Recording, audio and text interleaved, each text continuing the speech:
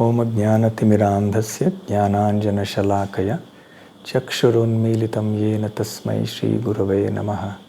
श्रीचैतन्यमनोभीष्टं स्थापितं येन भूतले स्वयं रूप कदा मह्यं ददाति स्वपदान्तिकं।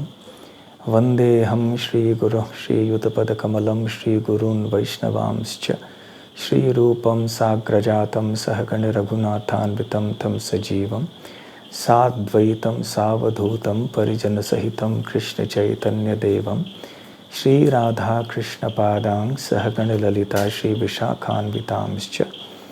नम ओं विष्णुपादाय कृष्णप्रेष्ठाय भूतले श्रीमते भक्तिवेदान्तस्वामिन्निति नामिने। नमस्ते सारस्वते देवे गौरवाणी प्रचारिणे निर्विशेष शून्यवादी पाश्चात्यदेशतारिणे। वाञ्छाकल्पतरुभ्यश्च कृपा सिन्धुभ्य एव च पतितानां पावनेभ्यो वैष्णवेभ्यो नमो नमः। जय श्री कृष्ण चैतन्य प्रभु नित्यानंद श्री अद्वैत गदाधर श्रीवास आदि गौर भक्त वृंद। हरे कृष्ण कृष्ण कृष्ण हरे हरे, हरे राम राम राम हरे हरे।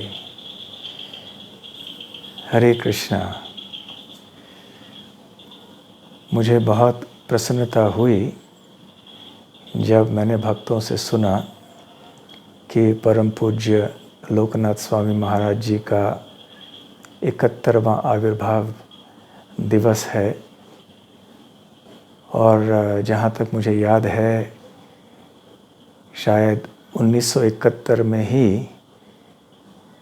लोकनाथ स्वामी महाराज जी पहली बार अंतर्राष्ट्रीय श्री कृष्ण भावनामृत संघ के संपर्क में आए, श्रील प्रभुपाद जी से मिले और फिर उन्होंने मंदिर में प्रवेश किया।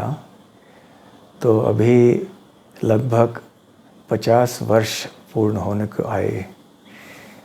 ये तो बहुत लंबा समय है भक्ति में टिके रहने के लिए और इतनी उत्कृष्ट सेवा करने के लिए। लगातार इन 50 वर्षों तक महाराज जी ने इतने सुचारू रूप से अपनी सेवाओं को निभाया है जब से वो इस्कॉन में प्रवेश हुए आज तक।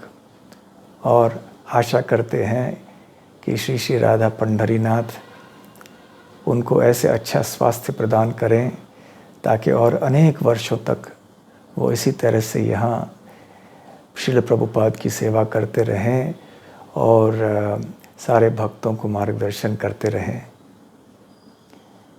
जब परम पूज्य लोकनाथ स्वामी महाराज जी का नाम कोई सुनता है इस्कॉन में तो सबसे पहले उनको कीर्तन शब्द मन में आता है, क्योंकि महाराज जी कीर्तन के मूर्तिमान स्वरूप जैसे हैं। इस्कॉन में घंटों तक कीर्तन करते हैं, बड़े लगन से, बड़े प्रेम से, उत्साह से और कितने मधुर ढंग से वो कीर्तन करते हैं। इसके लिए तो वो बहुत प्रसिद्ध है सारी संस्था में।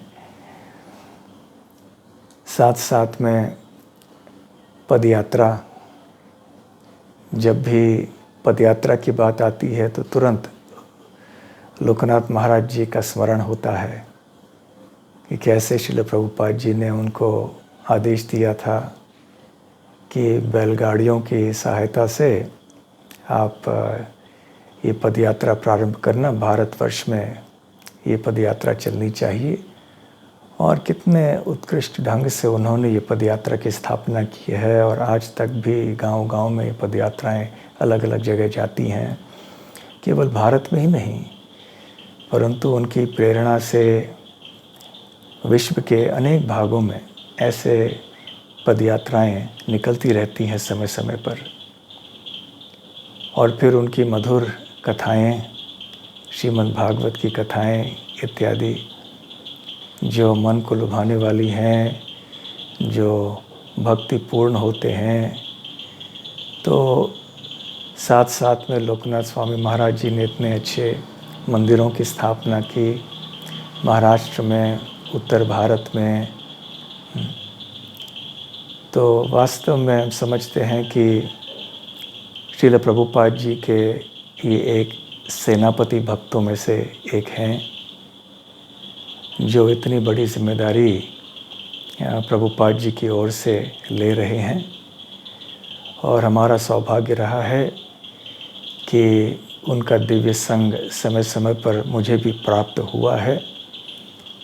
उनके संग का लाभ मैं कई बार उठा चुका हूँ और मैं प्रार्थना करता हूँ कि आने वाले दिनों में भी, वर्षों में भी इसी प्रकार और अधिक मात्रा में बल्कि उनका दिव्य संग मुझे प्राप्त होगा।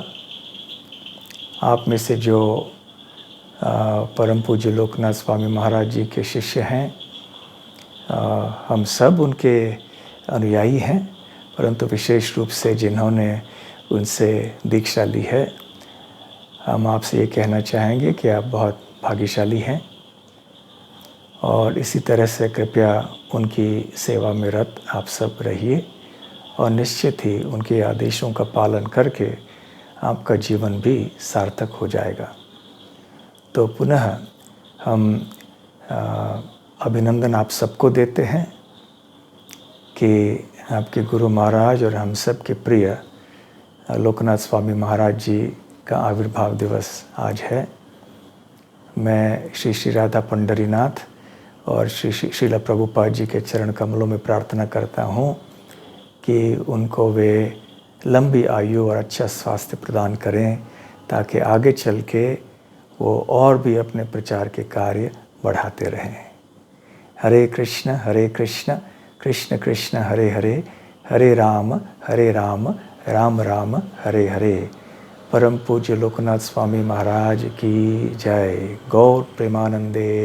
हरि हरि बोल। हरे कृष्ण।